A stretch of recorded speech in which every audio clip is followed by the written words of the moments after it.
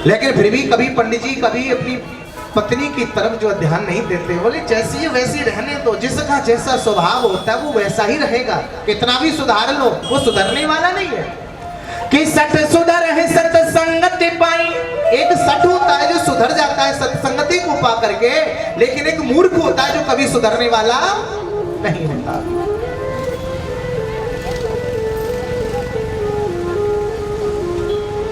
आत्मदेव के जीवन में एक सबसे बड़ी दुख घटना यह है कि उनके घर में कोई संतान नहीं है। अच्छा एक बात बताना, तुम्हारे घर में सब कुछ हो, धन दौलत हो, गाड़ी बंगला हो, महल दुमैले हो, सब कुछ हो, लेकिन एक संतान न हो, तो क्या तुम्हारा जीवन सुखमय होगा? याद रखना, पंडित जी के पास में बड़ी धन दौलत थी, सब कुछ था, लेकिन एक संतान नहीं थी। और पंडित जी जानते हैं अपुत्रस्य गतिर्नास्तो। आज पंडित जी के मन में एक ग्लानि आई कि कोई भी उनकी शक्ल देखना पसंद नहीं करता था। जब भी घर से बाहर निकलते हो, अब शकुन मानते थे उनको लोग। अच्छा एक बात बताएं, संतान देना न देना ये तो ठाकुर जी के हाथ में है कि नहीं, भगवान के हाथ में है भाई। और जिसके पुत्र पुत्री नहीं, संतान नहीं, उसको लोग बड़ी घृणा से देखते हैं, घृणा दृष्टि से देखते हैं, कहते अरे निपुता आ गया, निपुती आ गई। याद रखना, कभी किसी का मजाक मत बनाना भाई, कभी किसी को हीन दृष्टि से मत देखना। यही शास्त्र का सबसे बड़ा सिद्धांत होता है।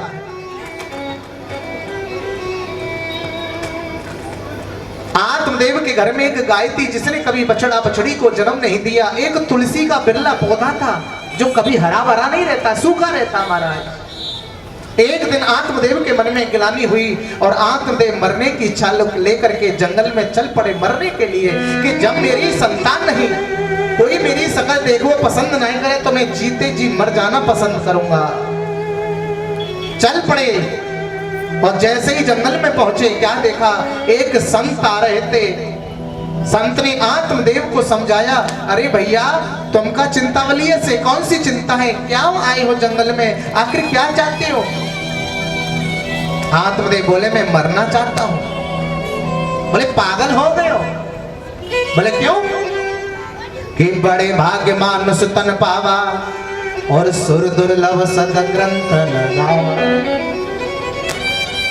कि आकर 4 लाख 84